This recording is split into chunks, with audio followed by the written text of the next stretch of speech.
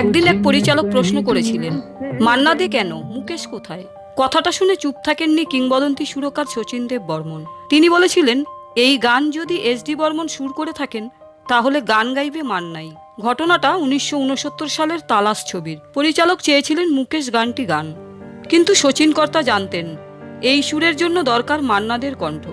এমনকি তিনি বলেছিলেন, পছন্দ না হলে অন্য মিউজিক ডিরেক্টর নিয়ে নিন।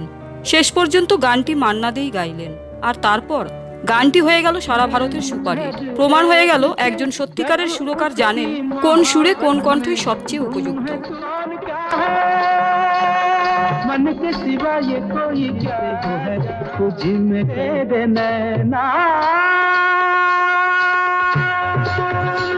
अलका के बादल में बिजलियां जो अदा है।